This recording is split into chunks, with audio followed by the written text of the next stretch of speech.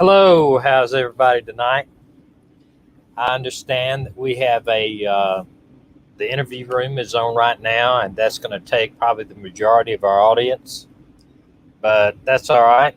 Uh, we'll talk about what we want to talk about, and maybe after he gets through or whatever, that we'll get some people from that.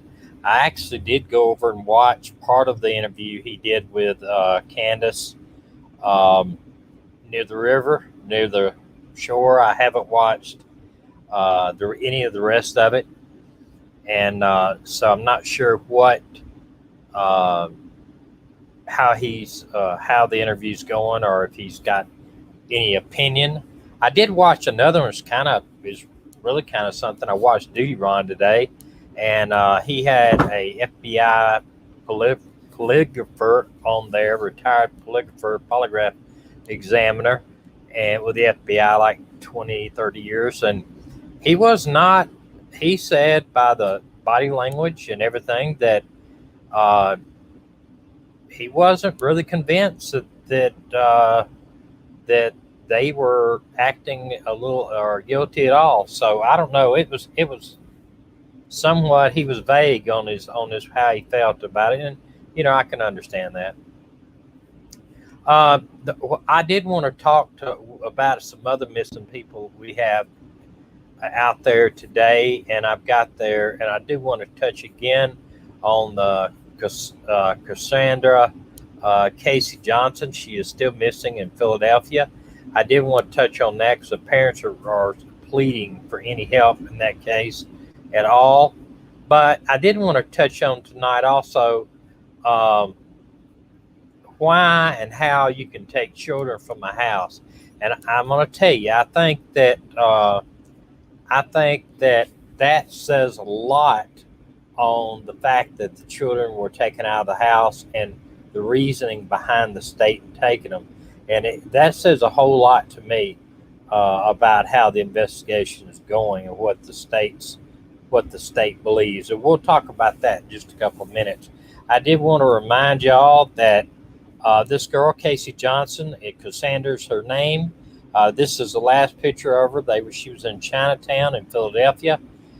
She's missing. This is her car. They feel like if the car is found, that she will be found. And the thing with this is they're saying that this was the tag number that was on it at the time she was missing, but it doesn't mean it's still there now.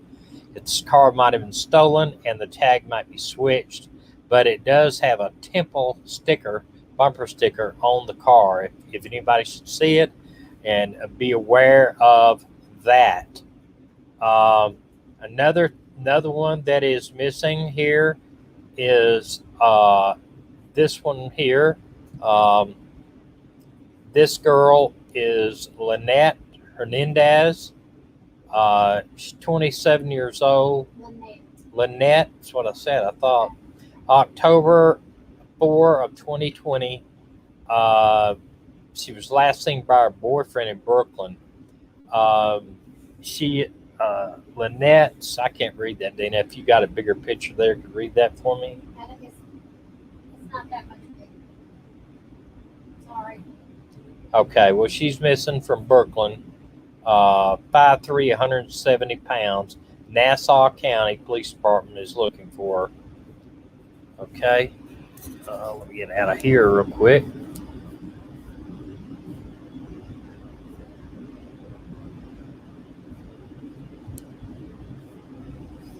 See if this had anything to do with that.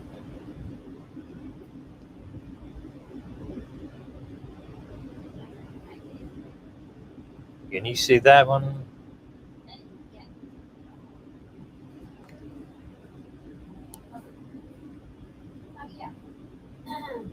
Nathaniel Percy Sample. I thought this one was interesting. So I do have a picture of it. Yeah, just a second. The recording artist known as Big Upgrade had been on his way from Long Island to Atlanta. In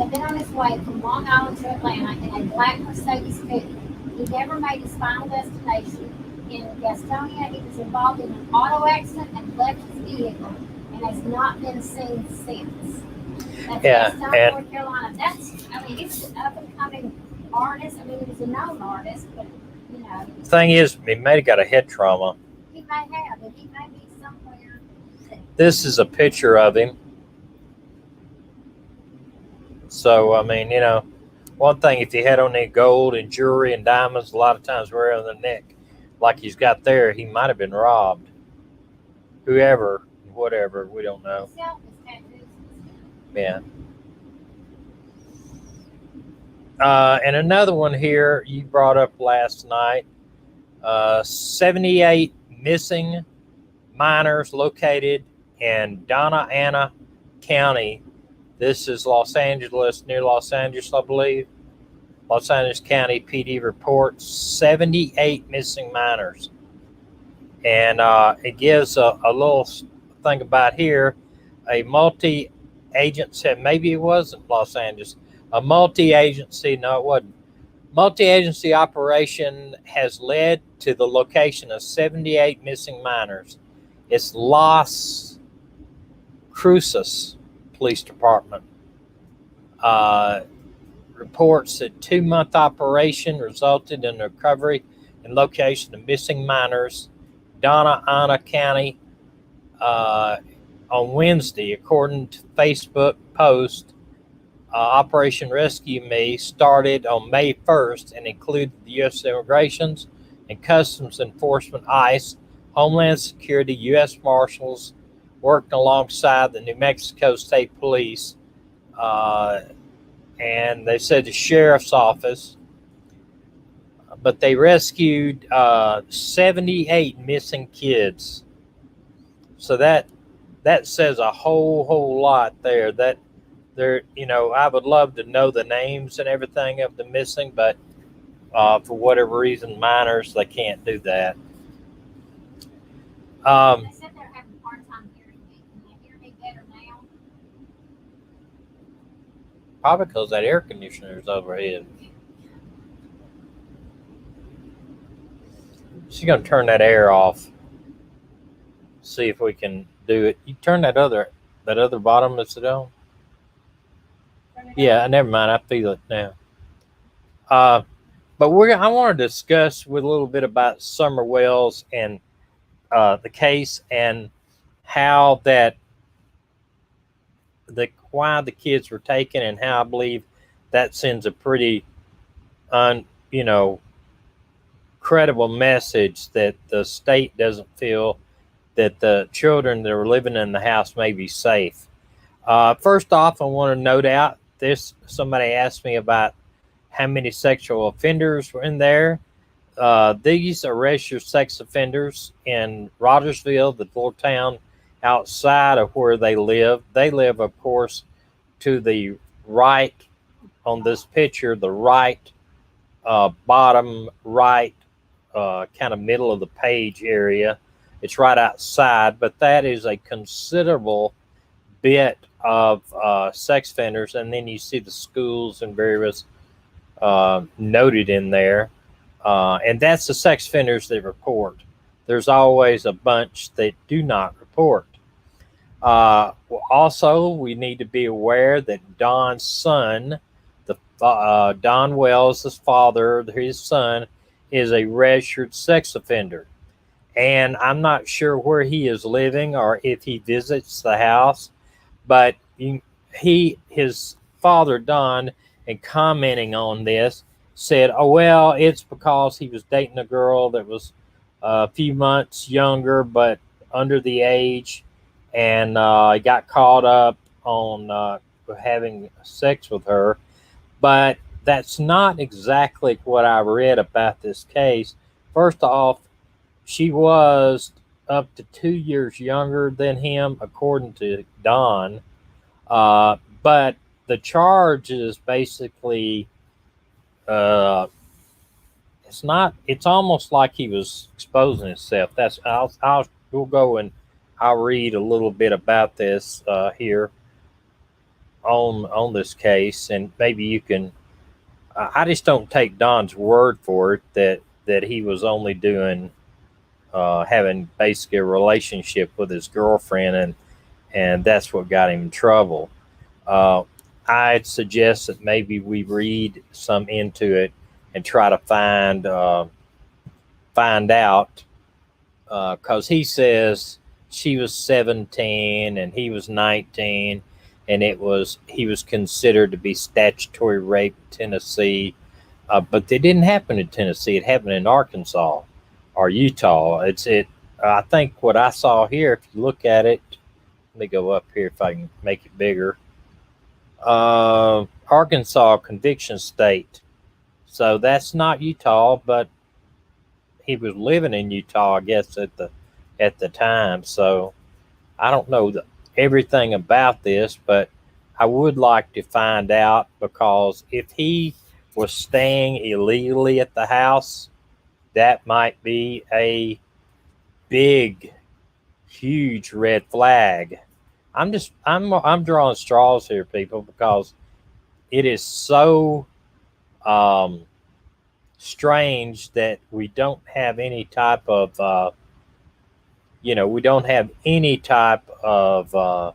leads in this case, and every interview I see with somebody talking about body language, they're saying that they don't display much body language.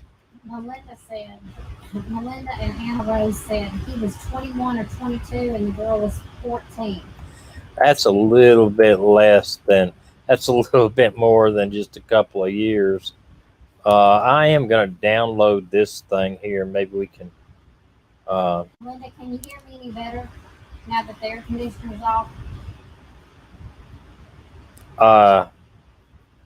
Yeah, I have this thing here. See if this tells anything else.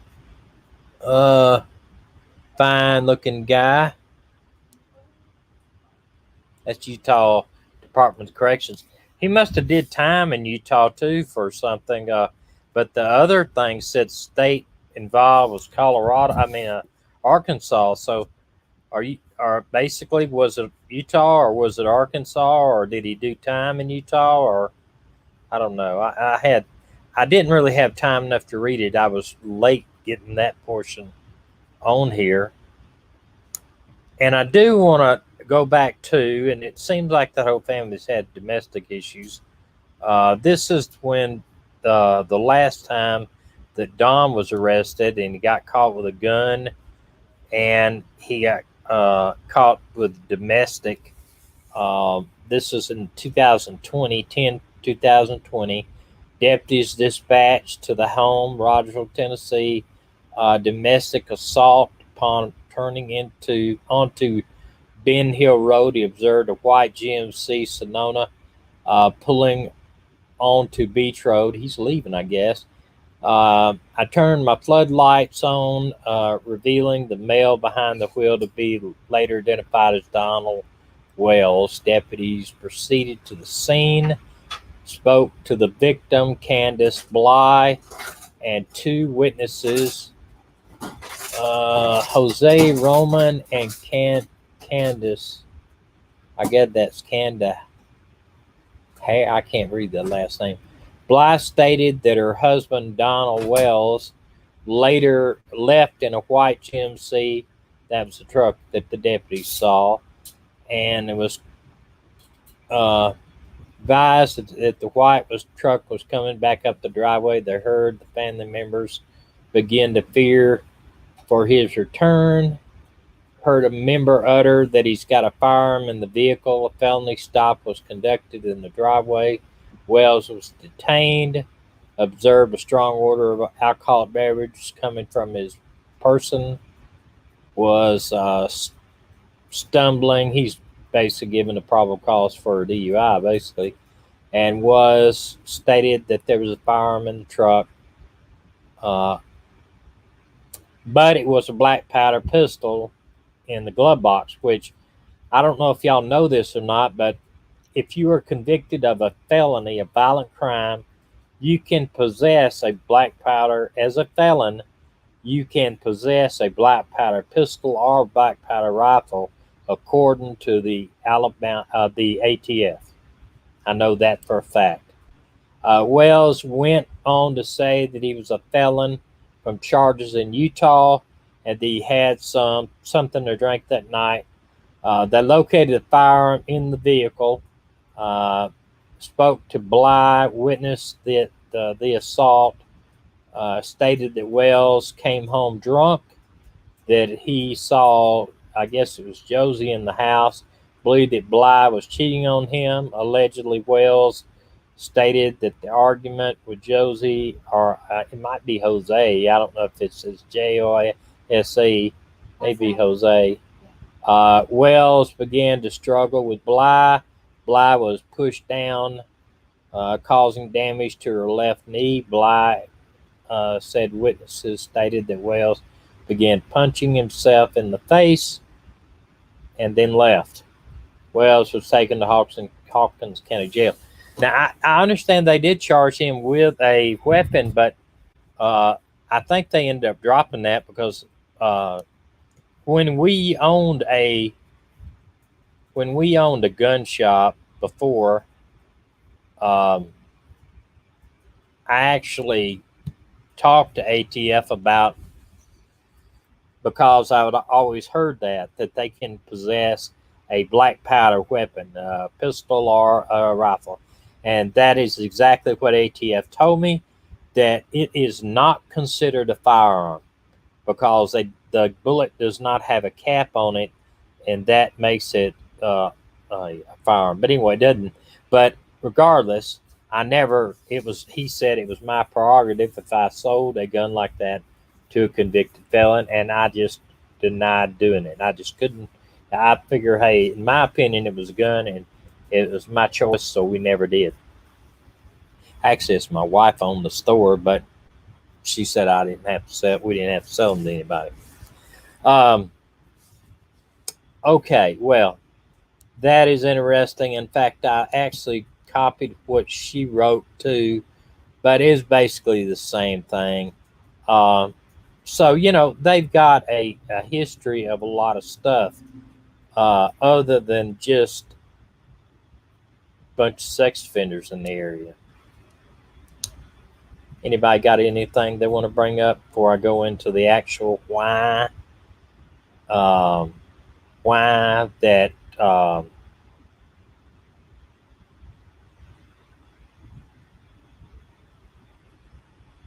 Tennessee there's no law against a felon having a black powder weapon in the car when you're drunk, on a tractor when you have it, nothing. I mean, they can't charge him with anything because it's not considered under ATF laws to be a firearm.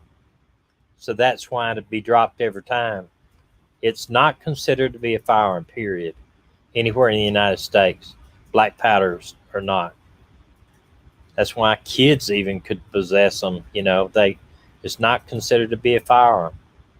But let's look at why we are looking at why the kids were taken. Let's figure that out, because I believe that could speak volumes on how law enforcement is looking at this case. Now, I haven't read over these. We can go over them together. There's about 8 pages on here, but we'll cut through the chase. This is basically policy for what I would call the Tennessee child care. I don't know exactly what they call them, but the front page here basically removal safely and permanently considerations, and it says a little thing at the top, and it gives the sections of law, the authority of what gives them the right to take a child out of a home. The Department of Children's Services, DCS, explores all home-based services and options in an effort to alleviate immediate safety issues and address the underlying needs before removing a child or youth from their home. Now, you see that? What does that say? It says the safety issues. Now, what are they looking at? They've got to look at the house is not safe. Because I would think because of something with the parents, because you cannot judge extenuating circumstances around the house, other than if it had some medical reason or something like that. Provides guidelines, procedures of placing a child in state's custody. And it goes further and says reasonable efforts to prevent the removal, reasonable efforts. If the DCF worker documents through reasonable efforts to secure culturally sensitive or appropriate and available services to meet the needs of the family in order to prevent the removal. In other words, they work with the family. They try to prevent it by making the environment safe. And a lot of times they will actually deliver the child to some type of family member, grandmother, aunt, uncle, somewhere, even out of state if they have to. DCF worker assesses the immediate safety of the child or children, and the immediate safety is the big thing, I think, here. This speaks volumes, I think, to the disappearance of Summer Wells. Because in the past, every other child missing case, you don't see people going out there and jerking the kids out of the house. The parent caregiver is involved to greatest extent possible in the decisions regarding the reasonable efforts. Now, this is, we're talking about reasonable efforts to prevent the removal. Intervention, direct services by the DCS worker, a part of immediate protection agreement. In other words, they have some type of effort going on. Use of family, neighbors, individuals in the community to safely placement services. So, and even holding a child in a family team meeting. And this is going back. Say you had a grandmother, an aunt, or somewhere in the community that they could stay at, because the state really does not want to take the child out of the home. It's an expense for the family. Expense for the state. What am I doing here? I'm trying to get this out of here.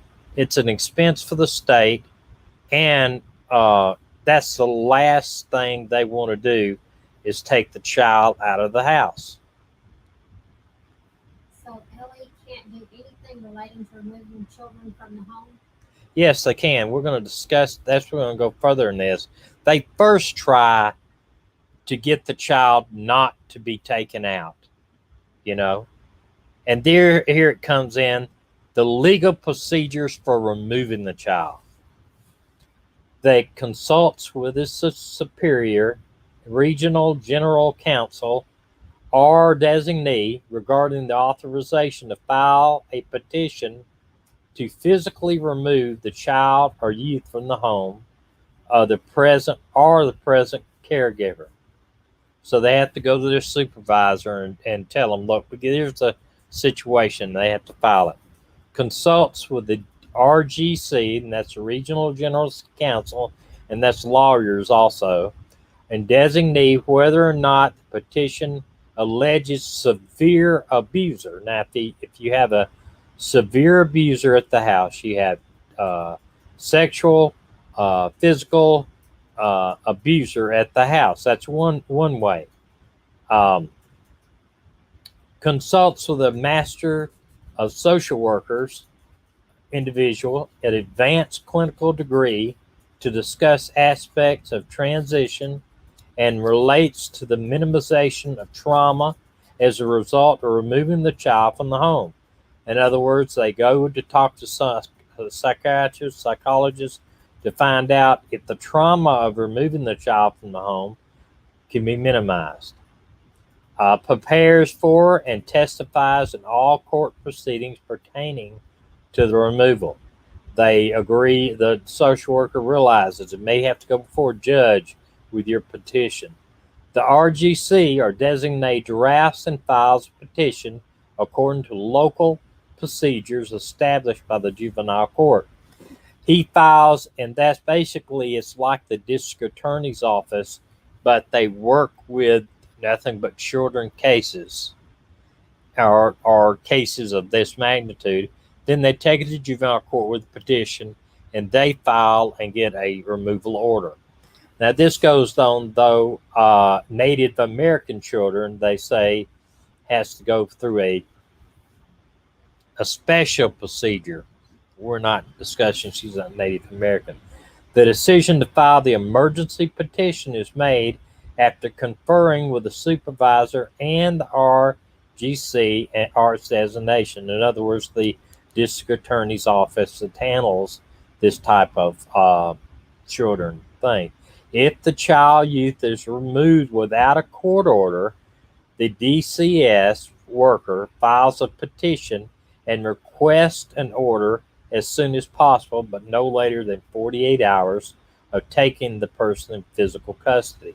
Now, this happens also with police officers that, pull this over a little bit.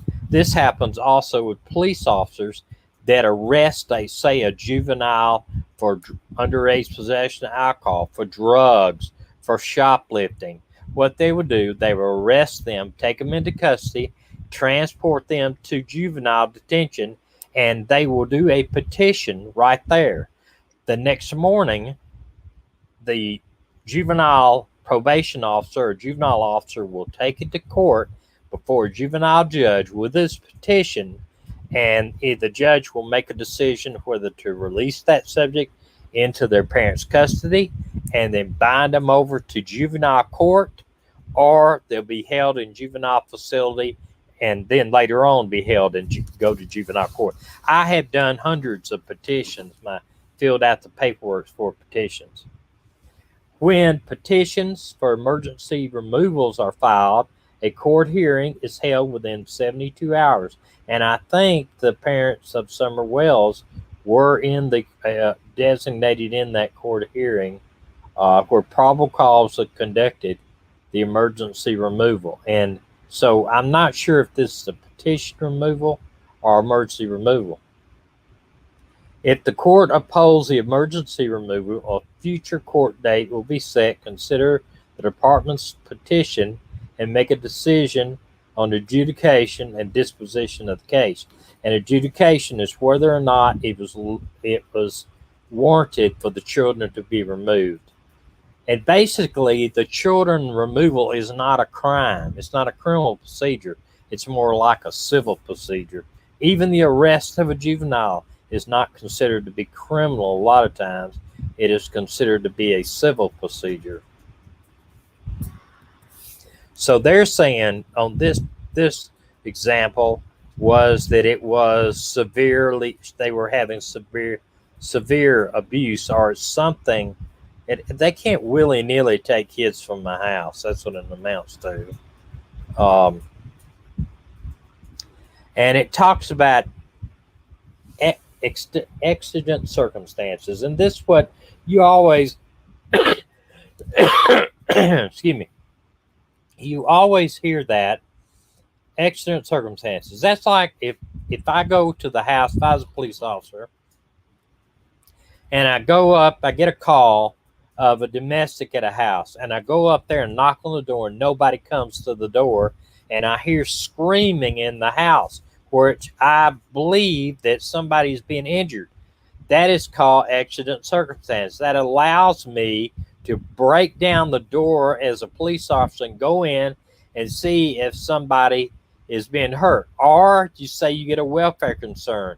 You go to the house, I look in the window, sure enough, I see somebody's feet laying in the middle of the hall. The door's locked.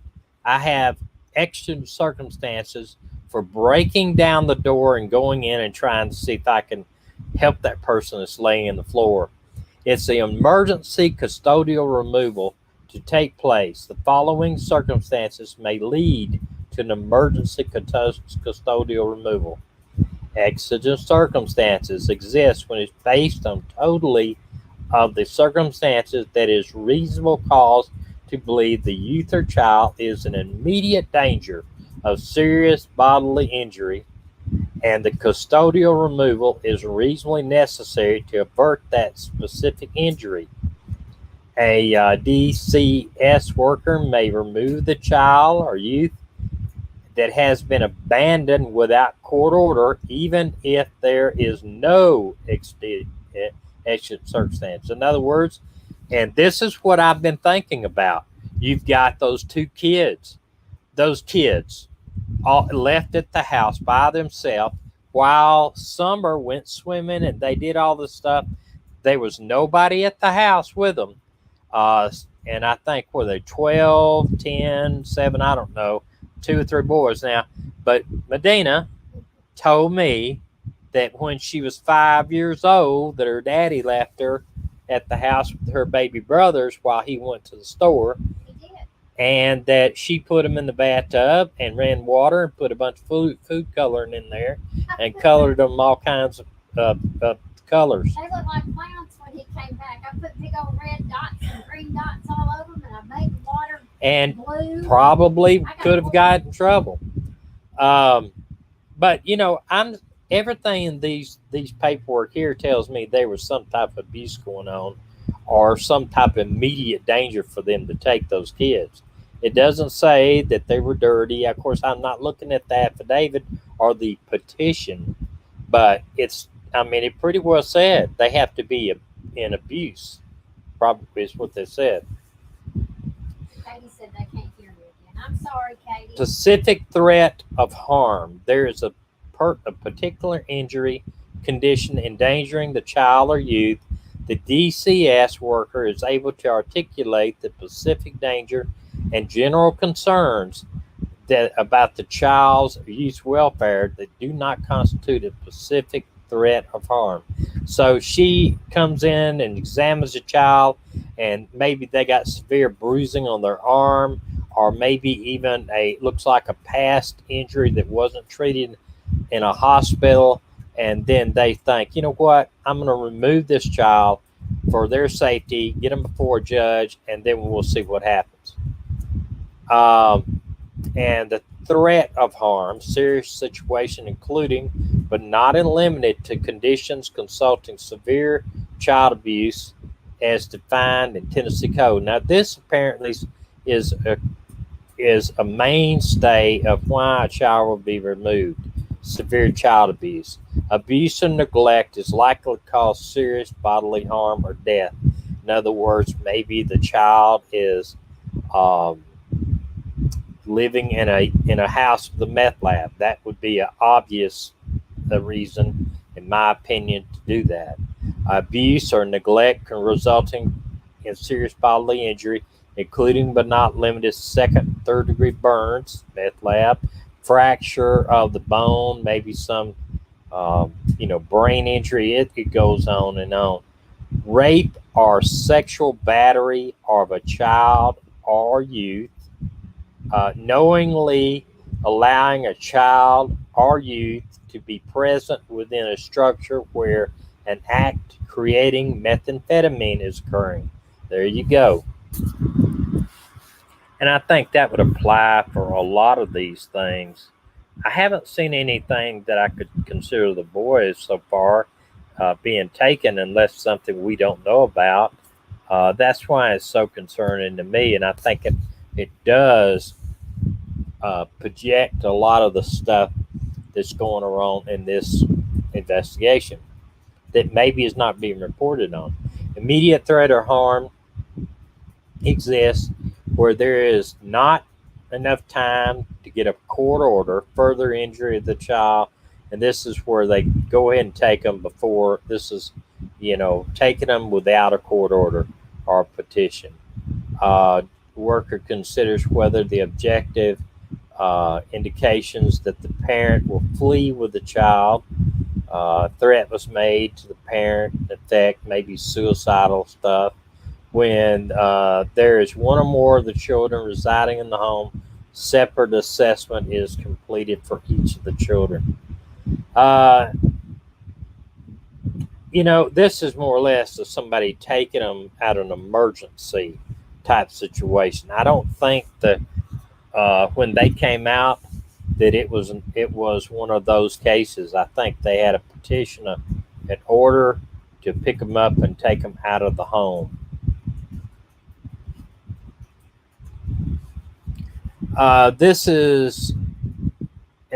Here it goes, a non-emergency removals.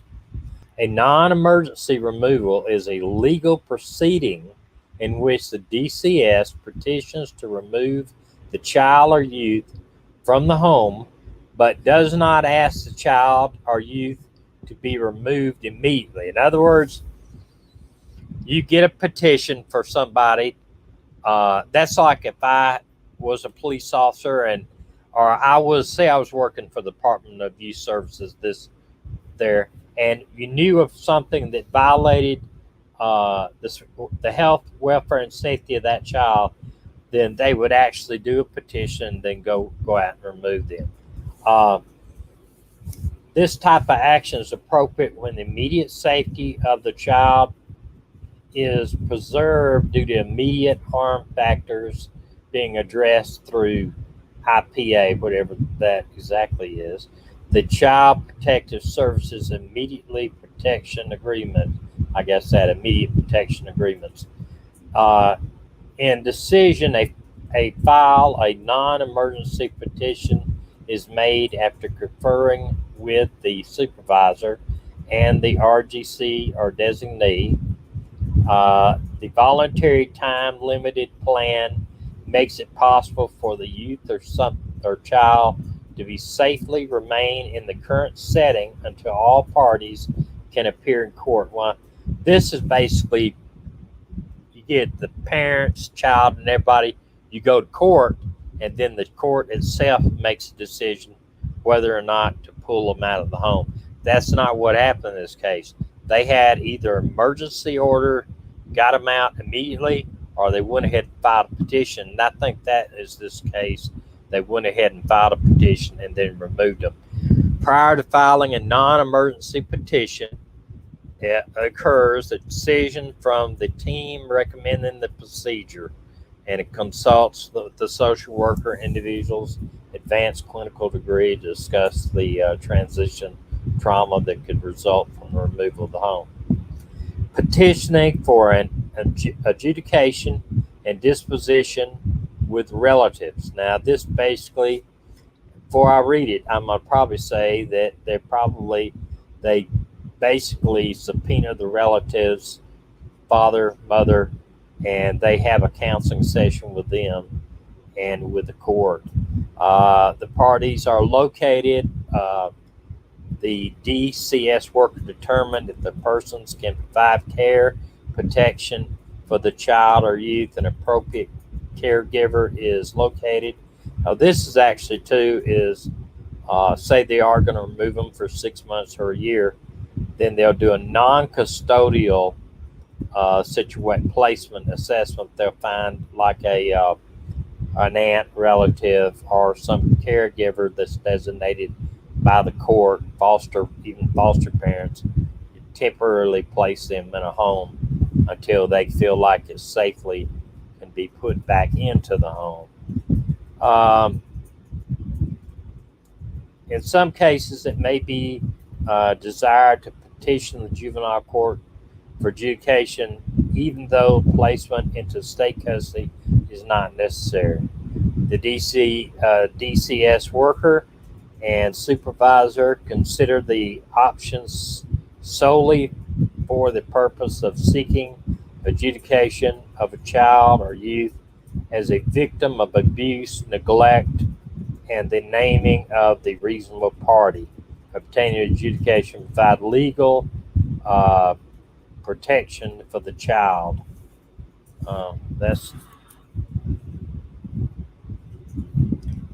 But what I'm seeing is they got to pretty much have some type of abuse going on before they are real bad neglect before they can take them.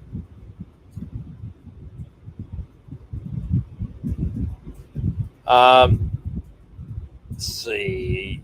And here's another thing, petitioning.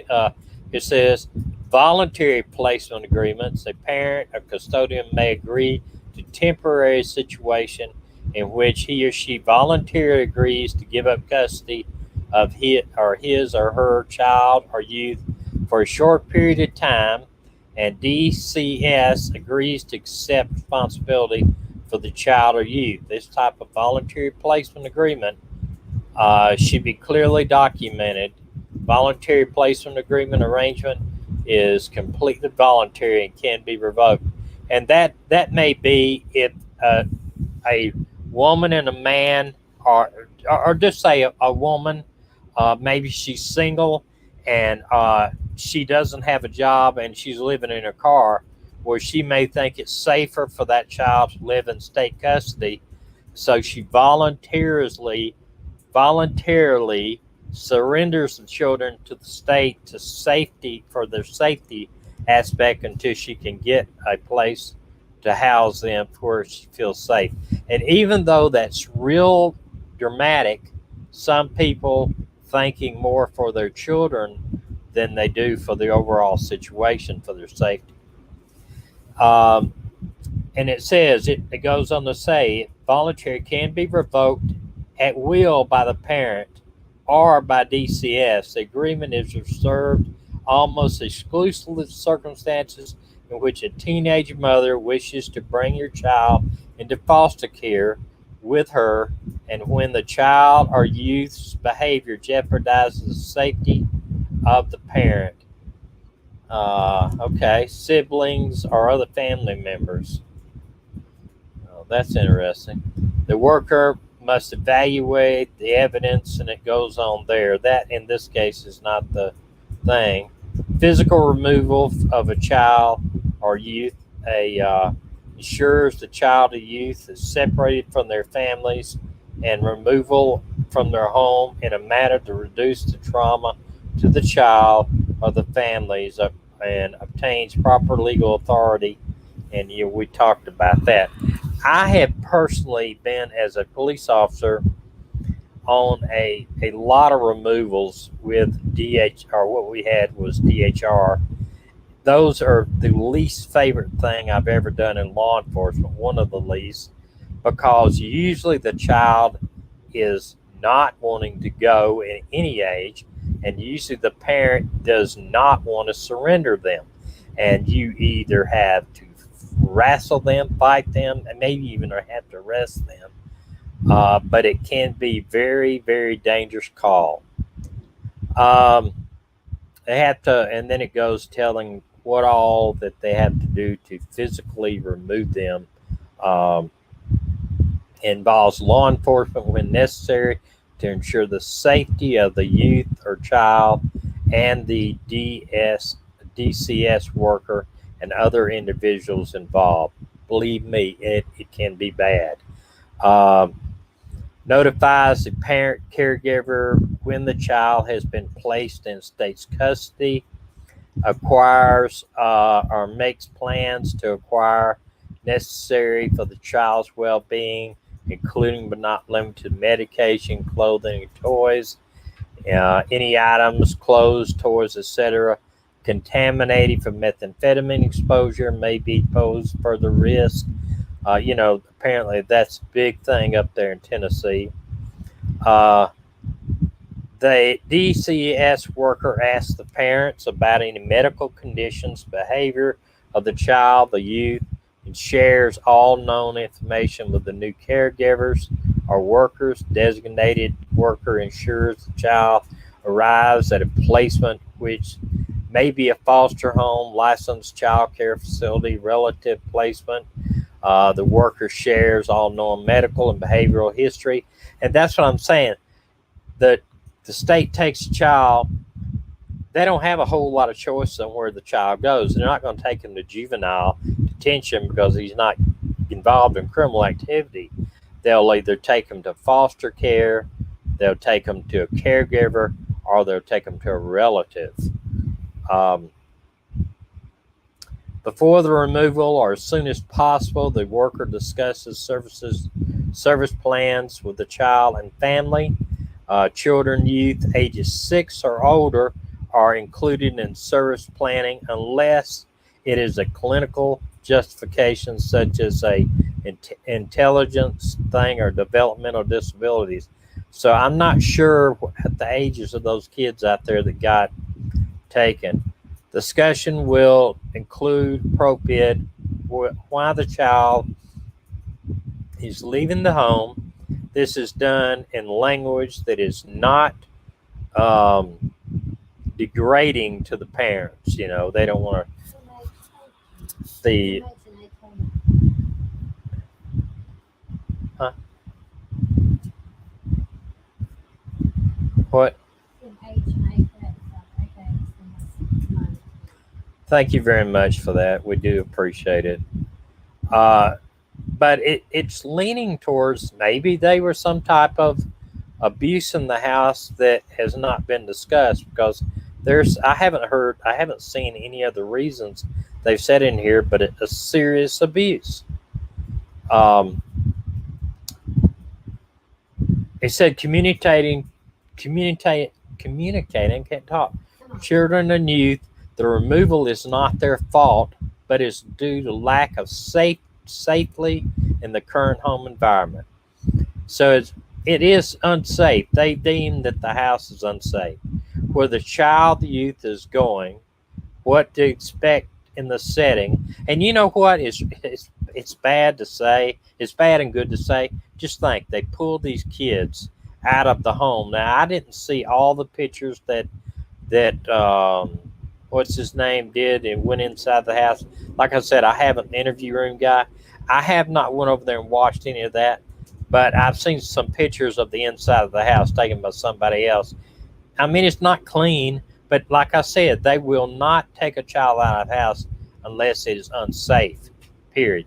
So they may put these kids in a truly nice foster home with their own room, that they're safe, that they have food to eat, good food to eat, and their safety. I mean, it's probably going to be a really eye-opening experience for these kids. Not to say that they're not living right now, but you can tell they are probably at poverty level at best. And there's nothing wrong with not having any money. I mean, we've been in many cases that when we first got married, we didn't have any money. I was a cop, and we still don't have a lot of money. But when we first got married, we were lucky if we saved any money from week to week. We were paycheck to paycheck people. Yeah, we had a lot of macaroni and cheese and eggs. That's exactly right. Nothing wrong with it. I love macaroni and cheese. Where the child, where the child is going, what to expect in the setting. Under what conditions they may visit or contact their parents or guardians. The court process, including court hearings and the permanent situation planning, ensuring that any additional clothes, toys, special items, special equipment for medically fragile child or youth medications, all that. I'm sure they're going to be placed somewhere too that the people that are staying in the house are not going to be in question about their missing sister. That will be done in an environment with psychologists. I would almost bet on that. Medically fragile, the child's feelings about the removal and any other issues, the names of other relatives to the child or youth that want to contact them who might have resources for that child or youth.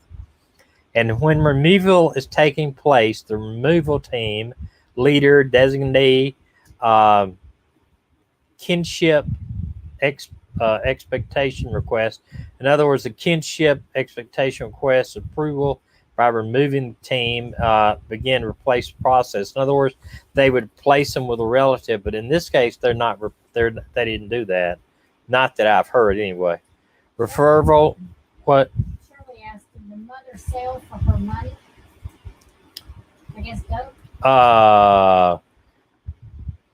The only way I think that they would remove them if they thought there was drug dealing in the house is if they'd already had some buys out of the house and they would go ahead and make an arrest. I have not personally seen like a house that we bought drugs out of. Like when I worked undercover for about 3 years, bought drugs from a lot of different people, all kinds of drugs, all the way up from cocaine to LSD to everything, all the way down the spectrum. And there was kids in the house a lot of times that we bought drugs for, and I don't think they ever were removed. That's I'm saying removal is one of the last things they do for safety concerns because it is such traumatic on the children. Katie can't hear me. You can't hear you? That's what she said. Well, come over here and sit by me then. Did you shower today? I did. Oh, Maybe. maybe. Is this better? Wait a minute. Take me off the other thing. I will as soon as I get this page off here. Okay. Referral caseworkers' guidelines for opening and transition a case. This just basically says he follows the forms, consent, medication, transfer form. It's just a lot of this goes into this. Okay. There you go. Hey, I'm here.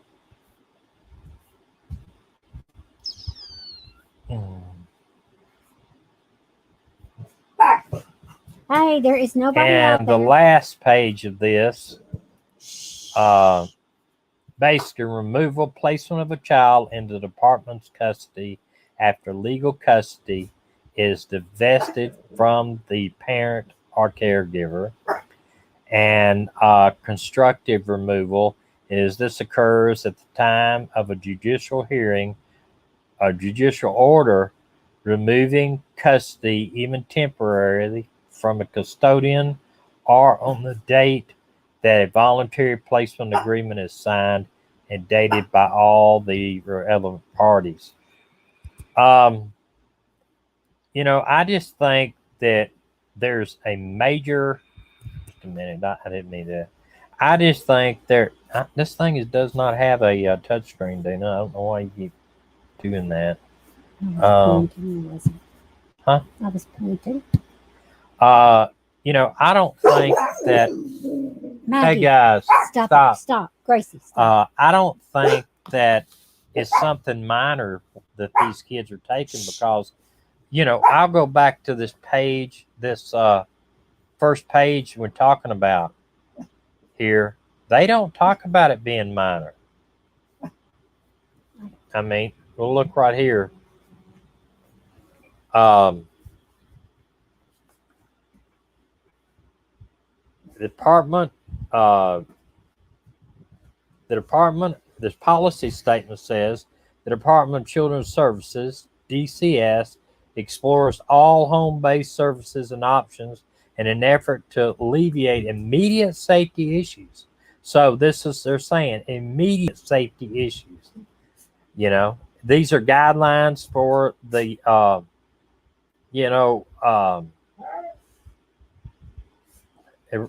that basically immediate safety. So obviously there's something that the state is considering to be an immediate safety issue. Let's see. What is your problem up there? You've got to stop. I was reading here just a few minutes ago. I'm sorry. Inmate says that her lab is sleeping on her. Her lab is literally sleeping on her back. He's taken over the whole bed. We know how that is. Last night we had a horrible storm here. Tornadoes in the area, whole 9 yards, and our lab was right up there by my head. Arranging the services to increase safety and reduce risk. And I wanted to see here.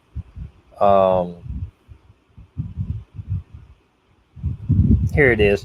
Constitutes with the RGC designate whether or not the petitioner alleges severe abuse. So, there's a whole lot of things that could happen, but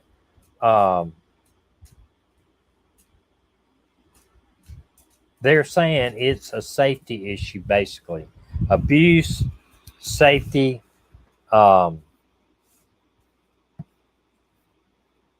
they're not going to just take them because their house is not clean. They're not going to take them because their house is not clean. They've taken our kids a long time ago. They've taken ours a long time ago. Or that they don't have money. They're not going to take them because of that. They're not going to take them because of a minor Inside voice.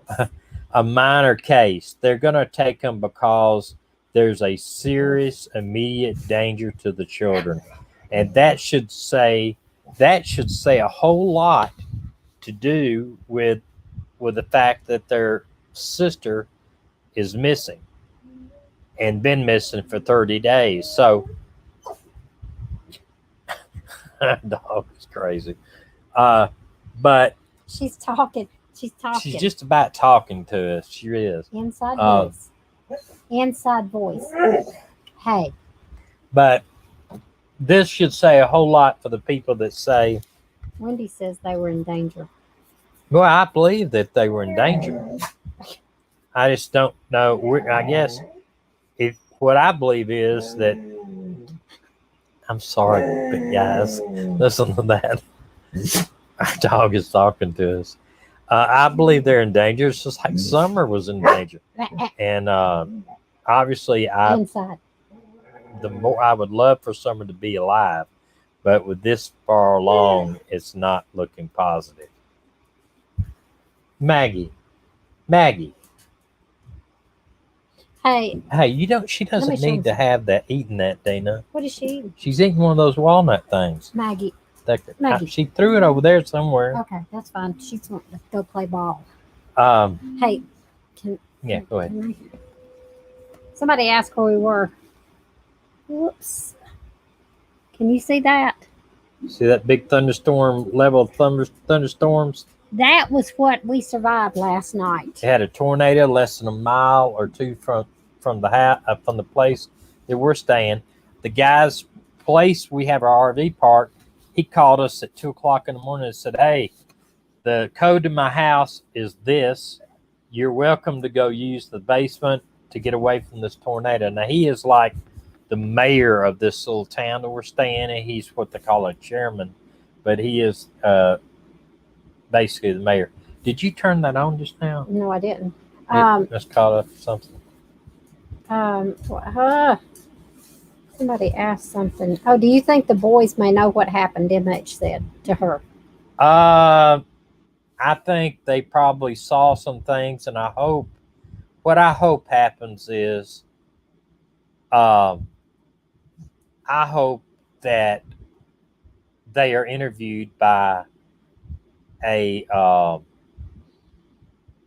they're interviewed by a psychologist that knows how to interview kids, and then they get some information from them. But they got to know at least what's happening in that house. I mean, look at all. I mean, Christina wants to know, Mr. Thomas, if you were the lead investigator on this, would you be handling this differently? Well, it's impossible for me to know how the police are handling it, because we know nothing about the backstory of this. I can't say that I would or wouldn't, because I don't know what they've done so far. I know that the FBI is involved, TBI, and I'm going to tell you, TBI and the FBI are top notch. TBI, the Tennessee Bureau of Investigation. I actually met the head of TBI years ago. He's no longer in that position now, but I talked to him at length, and they do a real good job. If they'd work like ABI, Alabama Bureau of Investigation, it's impossible for me to say yes or no, because I don't know what's going on behind the scenes. I think they're interviewing them. Somebody said they polygraphed them. I don't know how or what, if they did or not, and what the verdict of the polygraph was. Was it inconclusive? Was it deceptive? Was it affirmative that they did tell the truth? I understand that Duty Ron's coming on in 30 minutes talking to EquiSearch about their responses out there. I know that they have EquiSearch EquiSearch have asked if anybody sees them searching in an area to not post it on social media, because they'd like to keep that area confidential. That says that they probably got some tips of a possible location of some type of evidence or remains. I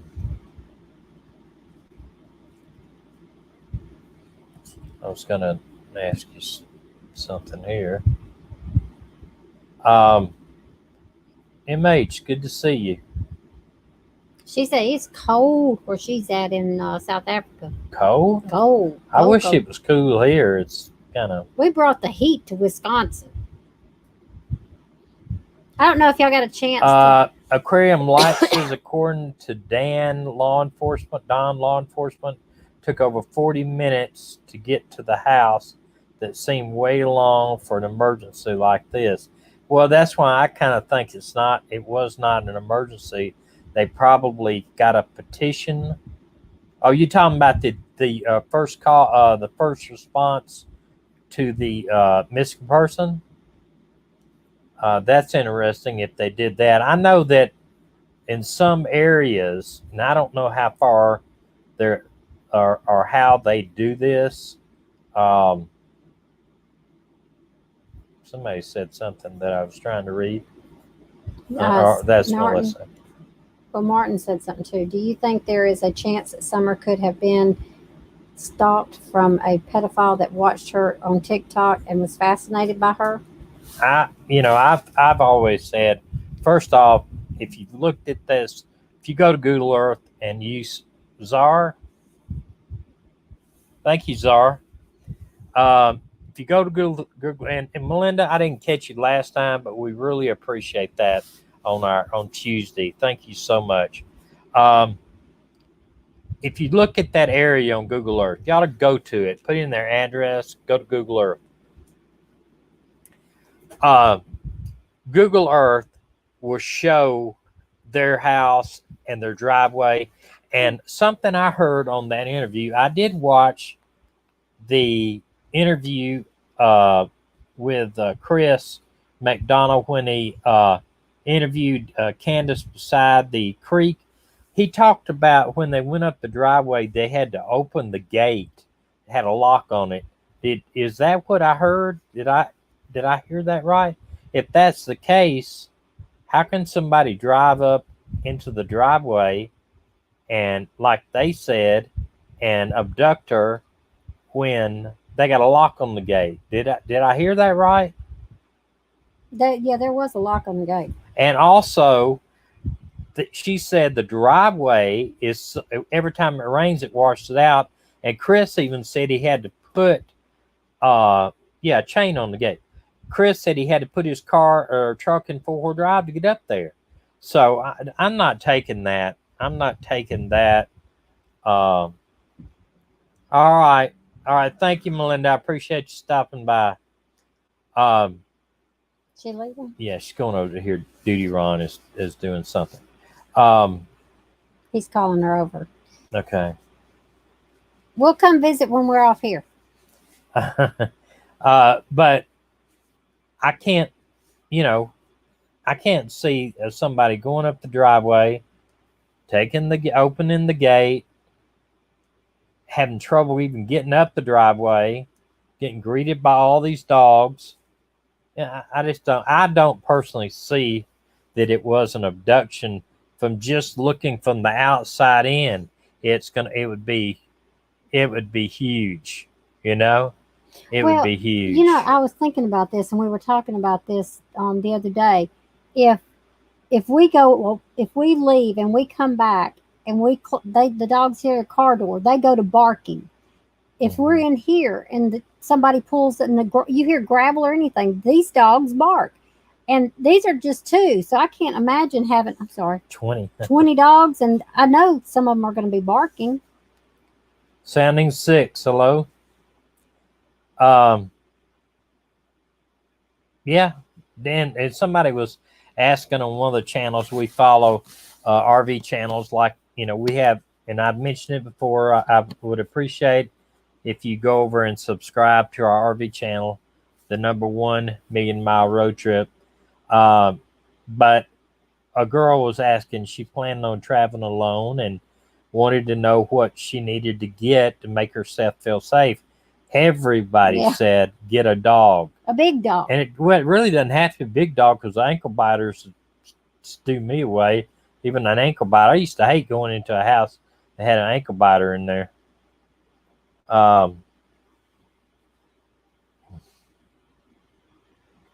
And I don't know. But yeah, I think the dogs make a big difference. I know ours do. If I hear something outside, I really don't even go check it unless my dogs bark. Yeah, they don't have to look ferocious to be. I mean, they're going to bark. Yeah. That's what dogs do. They bark. They bark because they're excited you're home. What was it? This may be the time to ask when the John Bonet SmackDown show is going to be. Look at that, wanting to start trouble. Yeah. We don't need no trouble. Listen, if y'all know anything about we'll me, talk about that. I don't need any help getting into trouble. We will him. talk about the Hey, John Strawberry Bonet, Wine. the John Bonet case and what my feelings are on it, and who I think did it by far. I don't need any help getting in trouble, do I? No, you sure don't. Or do I? You know, especially when we're somewhere else.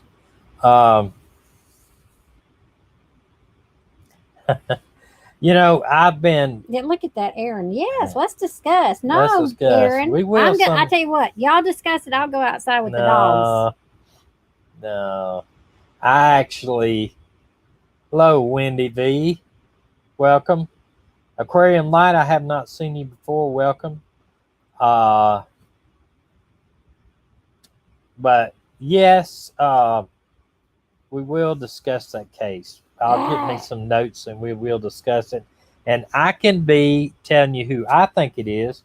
Y'all can tell me who y'all think it is, and we'll talk about them. But I have some pretty strong evidence in my corner on why. You are very opinionated. I am, but I'll tell you, I have some very strong evidence in my corner why I know. Do the police know your evidence? I know it's an inside job. That's all I'm saying. Mm-hmm. Yes, I do. Do the police know? Chat is growing. Yes, it is. Yeah, the police know it, but the DA was long story. Long story. But anyway, I think you know that the reasoning behind why the kids were taken out of the house in this case is, in my opinion, pretty stout, because they don't take kids out unless that it is serious. Neighbors could have been stalking them.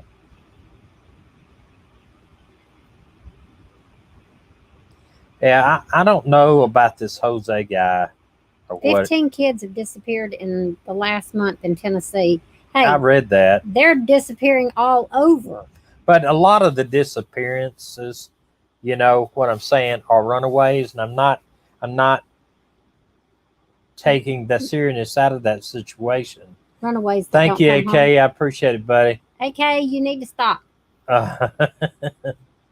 Save your money for trips. I buy all the visitors to my house on the ankle. I bite all the visitors. It's a conversation. Well, okay. Hey, have y'all got just a minute? I want to read you something. This was stinking hilarious. Tommy and I laughed so hard. So this guy said, I can't go to Costco's anymore. Yesterday I was at Costco's buying a large bag of Purina dog chow for my loyal pet Nico, the Wonder Dog. He weighs 191 pounds. I was in the checkout line when the woman behind me asked if I had a dog. What did she think? I had an elephant? So because I'm retired, this sounds like Thomas. So because I'm retired and I have little to do, on impulse I told her that no, I don't have a dog. I was starting the Purina diet again. I added that I probably shouldn't because I ended up in the hospital last time, but that I lost 50 pounds before I woke up in the intensive care ward with tubes coming out of most of my orificals and the IVs in both arms. I told her that it was essentially a perfect diet, that the way it works, that it works. Wait a minute. It's a perfect diet, and the way it works is to load your pockets with Purina nuggets and simply eat one or two every time you feel hungry. The food is nutritional. It's complete. It completely works. And well, I was going to try it again. I have to mention here that practically everyone in line was enthralled with my story and horrified. She says if I ended up in intensive care because the dog food poisoned me. I told her no. I stopped to pee on a fire hydrant and a car hit me. I thought the guy behind me was going to have a heart attack. Costco won't let me shop there anymore. Y'all have to admit, that's pretty That good. was funny stuff. They're really funny. I like clean, funny. I like clean, funny stuff. I told Tommy we could do. Oh, that's what I was going to tell y'all. We have YouTube Shorts now. If you want to watch some, there's 60-second YouTube videos that I'm putting out of the dogs and the cats and stuff. But also on Instagram, we posted. Was it yesterday? Yesterday, we went to Milwaukee and we took the boat captain here drove us around the Michigan Lake and up in the canals. Basically, it's a river creek that runs, a canal runs right down through the city of Milwaukee. It was really neat. If you beautiful. get a chance, go on Instagram and look at it. It's under the 1 Million Mile Road Trip.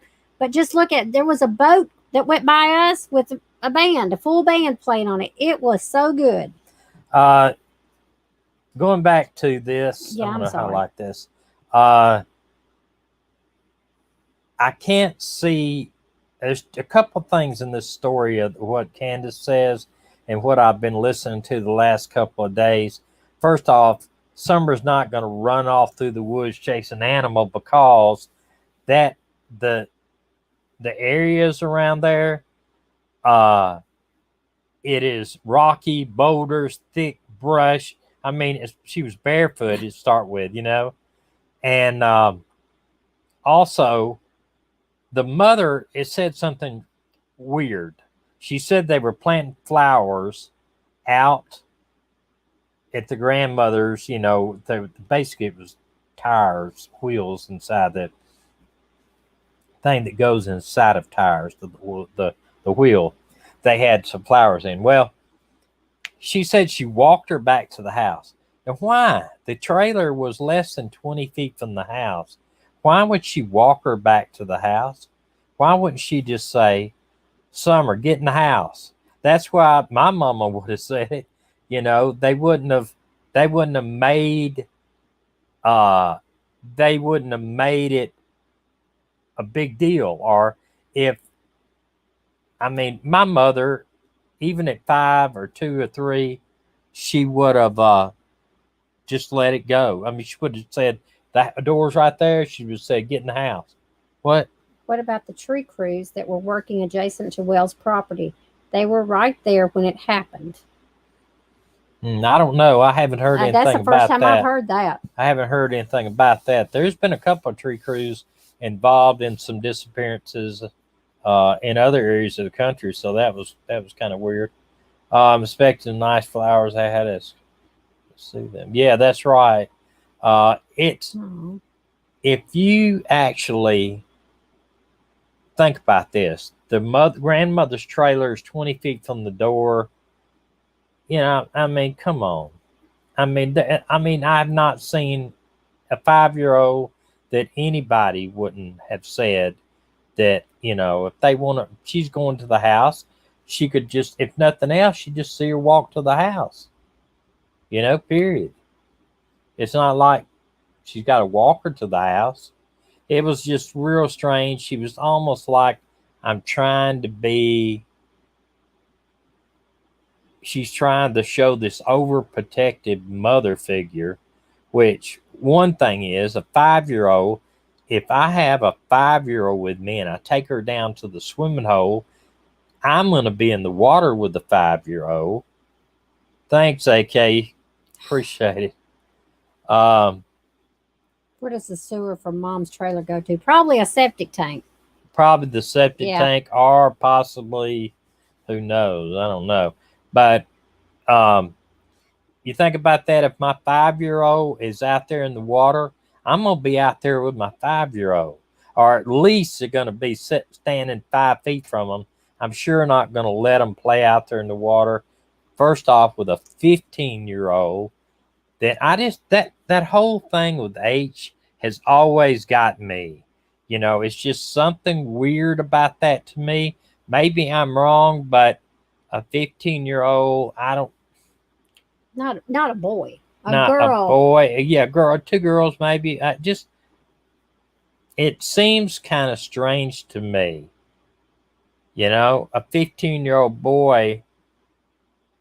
Maybe I'm wrong, but a 15-year-old boy hanging around a 5-year-old girl, even if he kind of feels like he's her older brother, My older brother never hung around me seems like that. weird to me. Seems weird to me. And I just, I don't know. There's so much strangeness. There's so much strange stuff that will make you wonder what the heck's going on with this stuff out here. I can tell you as a parent from being sexually molested as a child that I watched our children a whole lot closer, and I would have never allowed a 15-year-old boy to be hanging around our daughter. I don't care who it was. Sounding Six says, I don't think it's weird because they're family friends. Listen, it's just something about it from the law enforcement standpoint that I'm getting at. It's just not normal. That's a good word to say. It's not normal. I think that the male 15-year-old is going into that age group that sees girls as something more than friends. And I think it's dangerous to let a male 15-year-old pal around with your 5-year-old daughter. And I don't care how good of friends you are. I think that is I think it can be, it is dangerous, and I want to know why he's not hanging around people his own age. It's a recipe for disaster, just like allowing a teenage boy in your teenage daughter's bedroom. That's a recipe for a disaster. Trust me. Yeah, I think Chris, it is. He says, Jake Calf said when she talked to Chris, she demonstrated that she walked only halfway and watched her go into the house. I can't even see her walking halfway. I mean, the trailer's 20 feet away. I mean, we would be down at my father-in-law's pond, and there'd be kids out there doing a reunion, and somebody has to go to the bathroom, and they'll let the kid run up to the house, which is 100 yards away, to go to the bathroom or whatever. I'm just not seeing it being... Okay, look at this. Sounding Six said, the kind of dynamic isn't particularly rare, though. I don't think Hunter was sexually attracted to her, and Candace is always around them together anyways. I can tell y'all this much. If I have a teenage son, the last thing I want him doing is hanging around little girls. Not because I don't trust my son, but things can be said. And here's another thing that you say, they say they sat in the car together while their parents were inside the store. Now, I'm not saying nothing's going on. It just seems weird that, and I'll tell you this too. It seems strange for a 15-year-old boy to be hanging around Candace all the time. Well, she's giving him nicotine. Yeah, she's giving him beer and stuff like that. It's just, look, I was raised in a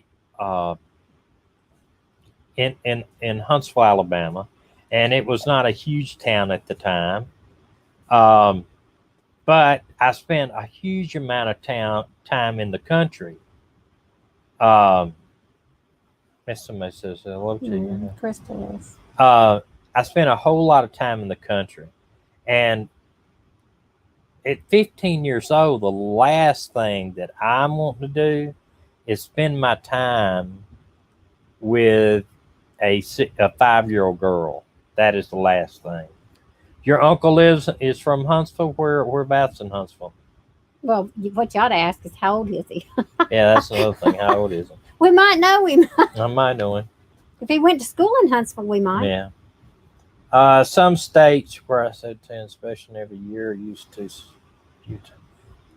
In the country, I'm telling you something. In the country, they don't inspect nothing out there hardly. They'd be lucky to inspect your house if you're building it.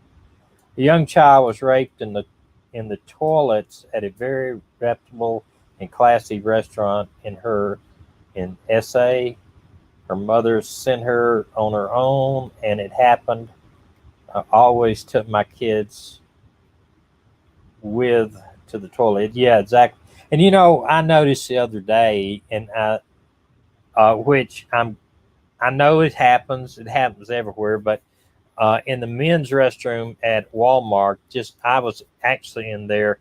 I'd finished my business and I was washing my hands, and a guy walks in with his young daughter, and she goes into the toilet area to use the restroom. I'm assuming that he did not want her to go into the women's restroom alone because it did not have their mother there. But there's a family restroom in every Walmart where he could have made sure there wasn't nobody in there and let her go in. Yeah, I don't know why he didn't do that, but he did. And I often see, you see that a lot in restaurants too. You want to tell them the story real quick? Go ahead. We took Mindy to, we went out to eat when Mindy was about 4 years old. You had just went into the restroom, so you knew nobody was in there. I don't know if I had just gone in. I wouldn't have just gone in because Mindy wanted to go. Okay, so anyway, we were at this restaurant, and Mindy decided she needed to go to the bathroom. And she said, I can go by myself. And I said, no, you can't. And her daddy, being the good daddy, she was 4. Okay. He said, let her go. It will build confidence. So I proceeded to listen to my husband, and I let her go to the bathroom. And I kept waiting, and I could see the hallway to the bathroom door, okay? And the bathroom door, we could see the bathroom door. And anyway, I kept watching, and she wasn't coming. And I leaned back in my chair, and when I leaned back, I could see this little face. And you know how heavy those doors are? Her face was like this. And she said, Bobby, please help me. I can't get out. Y'all, when I got her face had indentions here. Oh, I walked in there to him and I said, don't you ever tell me to let her go to the bathroom by herself again. No. That's a very sad story. That is a sad story. But we, as young parents, we did some stupid things. Crazy junk. Sounding Six says, I don't think Hunter has anything to do with it regardless. I don't think he probably has anything to do with it, but I think he might know something, or I just think it's a very bad idea for him to be hanging around young kids, especially young girls. I just think it's a recipe for disaster. Okay, listen, we're running an hour and 24 minutes. I did not mean to go on this long, and I could jabber on all night. We appreciate y'all more than we know. Hey, AKs Rose is new. Rose, I appreciate you coming in the channel. We hope you subscribe and come back. We're on Tuesdays and Thursday nights at 7 o'clock Central Time. Y'all check out the Instagram page so you can see the boat captain traveling us around. We would really appreciate it if you would go over to our RV channel. I will write it here. I don't know if Beach Bum's here or anybody else, one of our mods here. She's from Alabama. Rose, what part of Alabama are you from?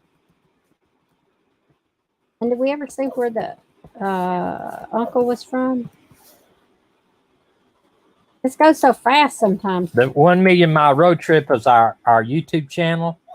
And if you go and subscribe, I would very much appreciate it. And check us out. I mean, we're on there. We're doing a lot of stuff, visiting a lot of places. And we would super Jukes, good to see you. We were super be super glad if you go over there and subscribe. I'm trying to build my subscription base up so that YouTube will pay me for the ads that they're putting on my videos. That's how, I'll just tell you, that's exactly what it is.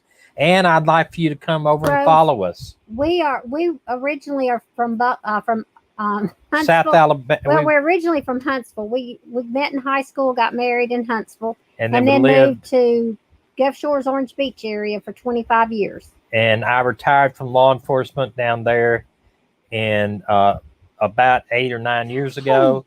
And but I worked in Huntsville PD for a while, and a couple other smaller departments. Look here. This is what's coming there and laugh here. She's wanting us to get up and go outside again. You need to go outside. Inside voice. Oh, gosh, so sad. We have a Yorkie Chihuahua, and we got Moses the cat. Voice. Our dog's been sneezing like she's got got something wrong with her. That's our little. This is Gracie, the Yorkie Chihuahua. And I don't know where the cat's at right now. Moses is our solid black cat. Have you ever heard of Hackleberry? Hackleberry? Yeah, I've heard of Hackleberry. I've heard of Hackleberry. Oh, he's looking. Let me get Hold on, Moses wants to come in here and say hello. He was on the cat. He was on. Somebody said they watched his YouTube video where he was, and they said he was a star. He's singing. A star. Can you see the black? This is Moses. Moses was on the bed sleeping, so we woke him up. But he's a good cat. He's a good cat, Moses. Hey. Hey. Okay, I appreciate it, buddy. Need to get you back on the air quickly. Yeah. Hackleberg, not Hackleberry. Hackleberg. I don't know. I must have. There is a berry in there. Yeah, actually, the RV thing is we actually live in an RV full time. This is our house. We sold our house, our business, everything. Don't have any storage. Don't have anything. We plan on trying to make 1,000,000 miles in the RV. If it don't fit in the RV, we don't get to keep it. We got to go. Said, has the cat gone missing? No, we're very cautious about not letting Moses out. And he was an outside-inside cat, so we kind of worried about him. But he's adjusted real well. He's adjusted real well. The only problem he has, y'all, and I don't know if you can see if they can see this. He's grown back. Yeah, it's grown back quite a bit, but he pulled his hair out trying to get out from under the car. Hey, Maggie, he don't need no jealous hair. there. She's giving him a lab test. But actually, the lab and the cat get along real well. Okay. The little dog grew up with the cat, so they have kind of a brother-sister relationship. But Maggie really loves Moses. See, Moses is the rock star who makes music videos. Yeah. We're gonna do some shorts to get the people attracted to our channel. We really, really, really would love to have as many subscribers as possible. And we're trying to make it interesting. We're trying to make it interesting. We're doing some things. It's gonna get better. I'm learning. You know. Northwest Alabama. Northwest. Okay, I was actually born in Florence. That's about as northwest as you can get. For sure. But first time, Deborah McDonald.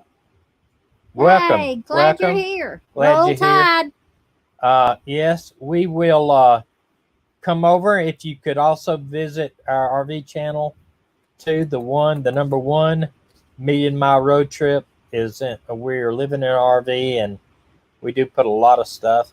Muscle Shows right by Florence. That's exactly right. Actually, they make a lot of good music there. And for those who are new, we'll tell you a little bit about us.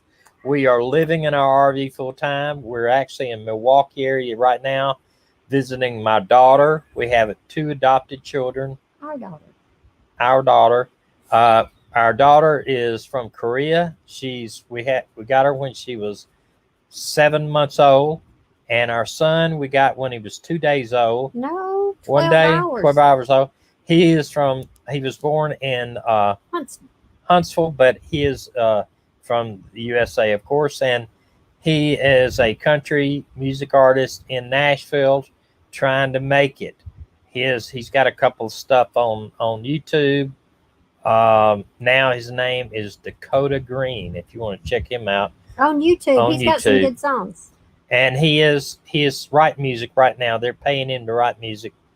But who knows? Well, who knows what will happen? But we do appreciate every one of y'all coming. We love you very much, and we sincerely mean that. Haleyville, yes, I've been through Haleyville also. We'll be back to the North Alabama area in 3 weeks.